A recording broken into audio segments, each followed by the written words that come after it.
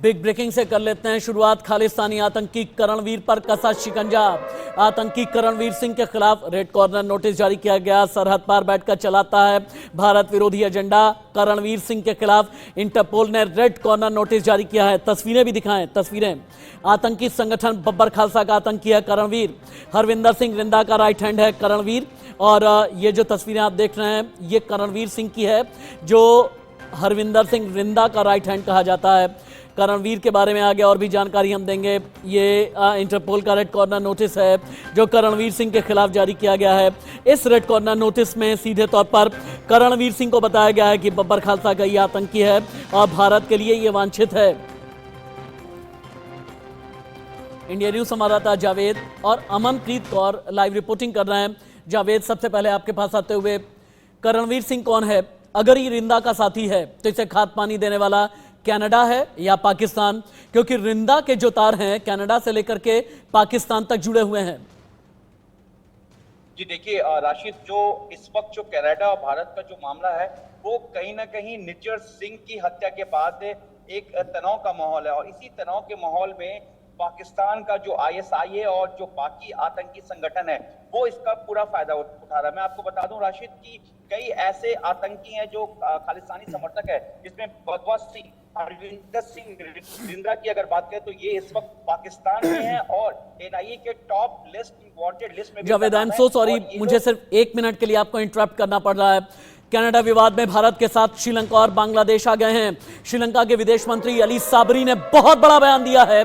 भारत के पक्ष में आतंकियों की पनाहगाह है कनाडा, ये अली साबरी ने बोला। बिना सबूत के बेबुनियाद आरोप लगाए गए। कनाडा विवाद के बीच भारत के पक्ष में है बांग्लादेश। बांग्लादेश के विदेश मंत्री बोले, भारत पर हमें गर्व है। इस वक्त की बहुत बड़ी खबर है ये, एक बार सुने। Yeah, we have always suffered, and some of the terrorists have found safe haven in Canada. Canadian Prime Minister has this way of just coming out with some outrageous allegations without any supporting proof. The same thing they did for Sri Lanka. A terrible, total lie about saying that Sri Lanka had a genocide. Everybody knows there was no genocide in our country.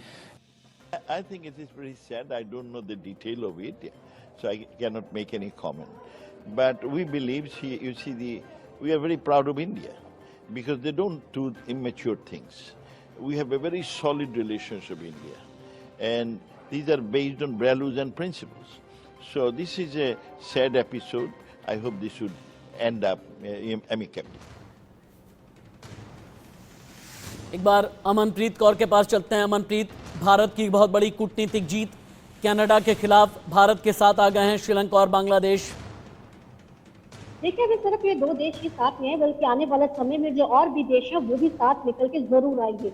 जिस तरीके का उन्होंने अपना बयान दिया कि जो भारत ने एक बहुत ही मैच्योरिटी के साथ एक बहुत अच्छा कदम उठाया है, तो जाहिर है जो भारत की तरफ से जो खालिस्तानियों के खिलाफ, जो एक कट्टरपंथियों के खिलाफ जो एक बहुत बड़ा स्टेप उठाया गया है और जो कार्रवाई तुरंत तौर के ऊपर एनआईए की तरफ से की गई है, और जैसे ही ट्रूडो बयान देते हैं भारत अपना एक्शन दिखाता है, तो जो वो एक्शन का समय था, जो वो कार्रवाई थी, इस बात से साबित होती है कि भारत। एक और बिग ब्रेकिंग, कनाडा में भारतीय उच्चायोग के बाहर बैरिकेड्स लगा दिए गए हैं। खालिस्तानी समर्थकों के विरोध के चलते सुरक्षा कड़ी कर दी गई है। भारत कनाडा के रिश्ते अब तक के सबसे नाजुक मोड़ पर पहुंच गए हैं।